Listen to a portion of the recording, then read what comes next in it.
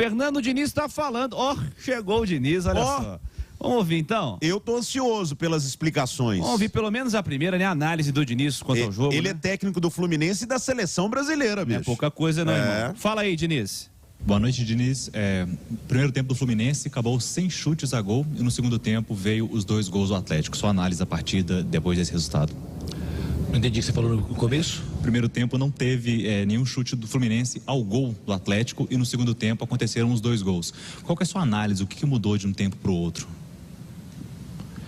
Que o Atlético não conseguiu chutar no primeiro tempo e fez 2 gols no segundo, é isso? Também, mas o Fluminense também passou o primeiro tempo. Você fez uma pergunta, eu não entendi a sua pergunta. O Fluminense passou o primeiro tempo inteiro sem fazer um chute a gol, não conseguiu ser efetivo. E no segundo tempo o Atlético conseguiu fazer 2 gols. O que mudou nesse resultado? Qual foi a sua análise do jogo?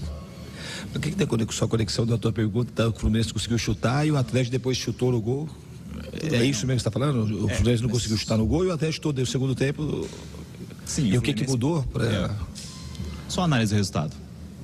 Não, o time a gente não, embora não tenha conseguido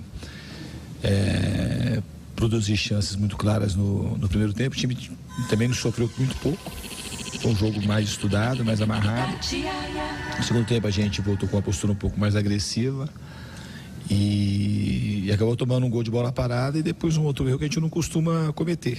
Mas criamos chances para fazer o gol, para empatar o jogo, e quando estava 0-0 a gente teve uma bola clara de contra-ataque que a gente não fez o gol e foi na sequência, se eu não me engano, foi a origem do escanteio que saiu o gol do Atlético. Então não foi um jogo que o Fluminense foi dominado pelo Atlético.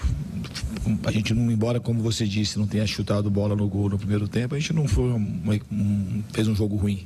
Eu não achei que foi um jogo ruim.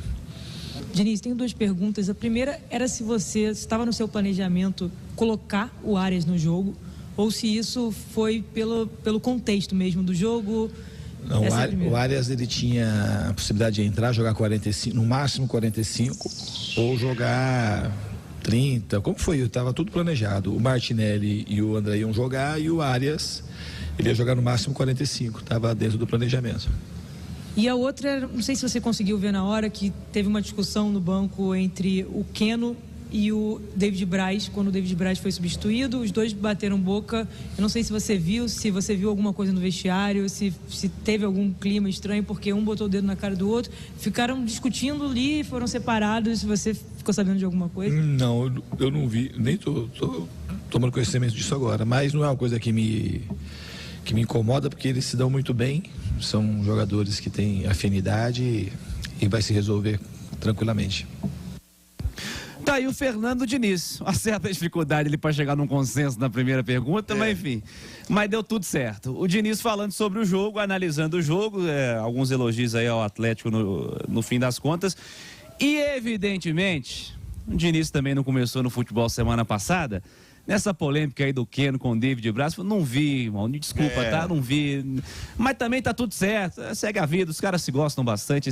Pra quem não acompanhou, ao longo do segundo tempo, quando o David Braz foi substituído, ele foi ao banco de reserva, surgiu uma briga que não deu para identificar por quê, né? Uma discussão bem ríspida entre o Keno, que estava no extremo do banco de reservas, do setor de reservas ali, e o David Braz estava no outro extremo. Enfim, os caras seguraram ali a famosa turma do deixa disso e a vida seguiu.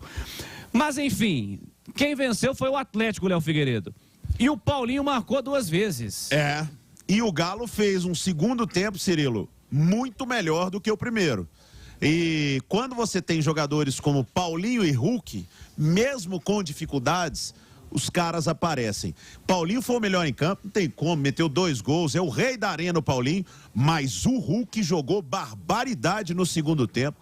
As arrancadas... Tinha muito tempo que eu não vi uma arrancada do Hulk, cara. Sim. Sabe? Que ele pega e falou assim, agora é comigo. Ele estufou o peito, deixou uns 4 para trás aqui e chegou quase na cara do gol. Então, acho que até fisicamente o Hulk precisa disso, de ir se impondo, e é o tipo de jogo dele. Mas é uma vitória muito merecida, Cirilo. Eu sei que você quer rodar os gols, porque atleticana, como diz o Caixa, quer ouvir os gols do Paulinho. Mas eu digo, uma vitória muito merecida do Atlético e que sirva de dar um up, né? De vez, restaurar a conexão com a torcida, porque quarta-feira, amigão, um jogo duríssimo contra o Fortaleza aqui, e sem a torcida fica muito mais difícil.